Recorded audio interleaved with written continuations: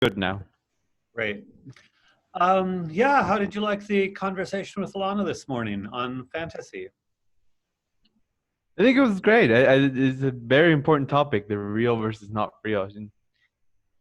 Yeah, I would say, sometimes I talk about concept teaching where we have concept, examples of them, and then non-examples, borderline. And for me, I see that as a pretty clear, I won't quite say algorithm, but heuristic for coming up with Socratic conversations with young children. And, in this case, yeah, what does she think counts as a fantasy? What doesn't count as a fantasy? And it was very interesting to see how, Charlotte's Web, at first she sort of thought it was a fantasy, then she decided it wasn't. Kind of an interesting borderline case for her. Any other thoughts on the kind of mapping of concept teaching or concept learning onto this example of a Socratic conversation with a child? Sure, yeah. How about we talk more about that heuristic then? Because I noticed you the way you move from concept to concept was through a very particular use of contradictions, of reacting from her answer, and if there was something contradictory, you pointed it out as a question and then moved to the next concept from there. Is that part of the heuristic, would you say? Oh, that intuitively strikes me as spot on. And I don't remember exactly what I did that was of that nature. So do you have a particular example you can recall for me? Yeah, when she brought up Charlotte's Web for the first time, after a little bit, she said that it wasn't a fantasy because it had very traditional human elements, real elements, and she said that maybe it's a real life story.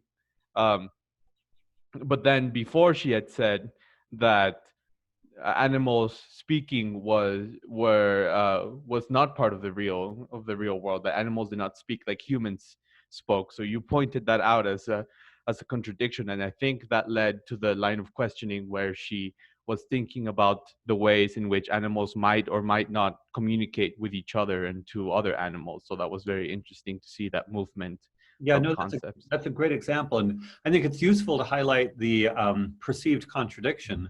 One, I think a challenge I have in explaining what I do to other people is, for me, the whole goal of Socratic is, both for ourselves and with others, to come up with consistent, coherent worldviews, which is so simple and natural a driver of all of my questioning that I'm almost unaware of it. But an implicit aspect of that is, if I perceive a contradiction that is something that's not consistent and coherent, then of course immediately I ask about, wait, I thought you were saying this, but now you're saying that.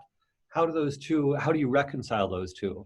So that's exactly right. I think in some ways one needs to develop an ear for either contradictory perspectives and or potentially contradictory perspectives. So right, I'm listening very carefully. Yeah, my mind is trying to figure out how she thinks about fantasy. And she started out pretty clearly, monsters and magic and so forth. Got it. And I guess I was kind of the first impulse going back into the question driver is, okay, that's fantasy. My instinct was, and this is where you could say I had an agenda, but my instinct is, for any story to be meaningful, it needs to relate to human. And so I was wondering, okay, she's calling out the fantasy part appropriately. That was the question. I think there's a human part. So then I would ask her. That's when I started going into the line of questioning about, what if there's no character? What if there's no plot? And so forth. So I was perceiving a contradiction, in this case, between my own perspective and her perspective. But instead of saying, no, Alana, they have to have a human element, I was gently questioning, okay, yeah, I get that part of the fantasy. Do you, Alana, in your worldview, Alana's worldview, do you need a human element plus a fantasy element? And she was a little bit reluctant, but not very. She pretty much agreed. And then we quickly got into plot and character, and she brought up dialogue, which I was delighted when she kind of added dialogue as an element. So that was a case where, instead of calling out, as it were, or identifying her contradiction, I perceived a contradiction between my belief and her belief. And that drove me to ask a line of questions until we felt more aligned. And once she was on the same page with me in terms of, yeah, there should be a human element. I loved her language. It's not thrilling. If you don't have those things, it could still be a Yeah. fantasy story, but it's not thrilling. Okay, good enough. We think stories should be thrilling. Yeah, and then it was a matter of exploring, right? What are the boundaries of that, of what counts? And that's what led us into Charlotte's Web and so forth. You Yeah, know, I think it's very helpful that you describe it that way, because I noticed uh, thinking about the ways, listening to the ways you were using contradiction and then thinking about the ways contradictions can be used. I noticed that like you were saying, contradictions in a conversation can be used first to kind of uh, get right what each participant in a conversation actually thinks. So just okay, this is what you think, this is what I think, this is what you think, this is what I think. A good encounter between the different ideas, and the rest is to really explore the uh what caused the contradiction, like in this case with Alana, when she was confronted with this contradiction of saying Charlotte's Web is real, but then having had admitted that animals don't talk like humans do. It wasn't used as contradiction is often used as a gotcha moment, trying to lead her into saying, oh yeah, I guess idea A or idea B, but it was actually a gateway to discovery, to find out that Alana is really thinking about language in very different ways, that she does imagine right now insects and animals and all these things having a very complex communication life. So that was, a way to discover that she actually thought that, instead of a just gotcha moment. well, exactly. And this goes back to earlier, you brought up the idea of a principle of charity and steelman in an argument. And many people think of Socrates, the historical character, as kind of a bully, an intellectual bully who's all gotcha all the time.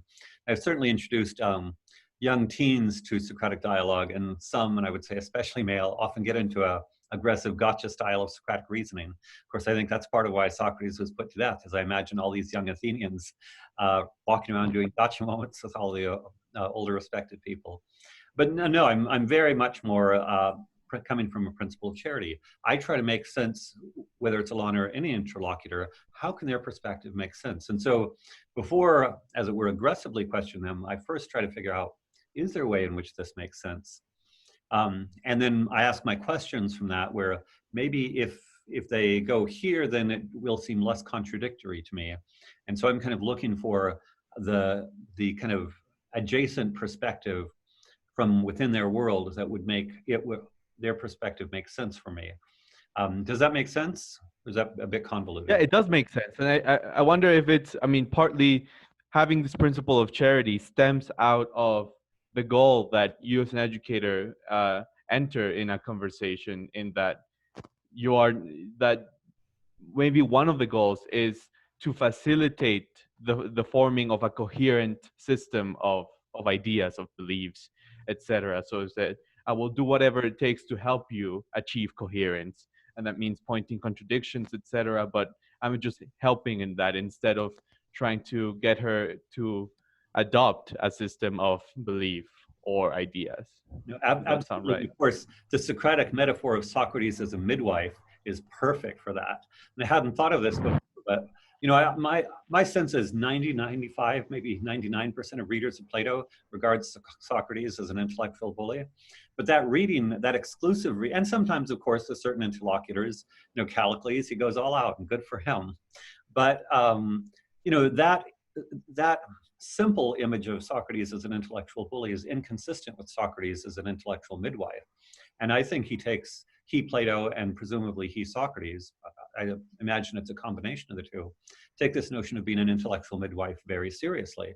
And my sense of midwife is, obviously the midwife wants to make sure the birth goes smoothly. The midwife is, well, she may kind of coach a woman. She's on the whole supportive and gentle. And you want to bring the new life into the world in a healthy way. So I think that's exactly right, that I want to nurture their perspective to the point where their perspective is coherent, consistent and coherent from their point of view, so that they give a stronger, healthier intellectual perspective into the world, even if I completely disagree with some of their premises. This goes to how we coach student writing, for instance. So I can imagine either of us could read a student essay where they have a premise in the essay that's, for whatever reason, bonkers to us, but given that premise, they unfold the argument beautifully and rigorously and eloquently and wonderful. Let's coach it so they produce a fabulous essay, and then given that premise, the rest of this flows from it. Go ahead. Yeah, I want to then, if we could explore more that you said, even if I disagree with that ideas, and I think that's a very interesting point, because you obviously probably have thought about fantasy and real and not real, and what makes a story good and what makes a story uh, have human element. You've thought about these things yourselves, and you probably have ideas that you like, that you hold dear, and that you would be happy to share with people. But in a sense, you have decided to let a lot of these ideas that you hold personally go for the sake of the student, and that's not a common or perhaps easy thing to do.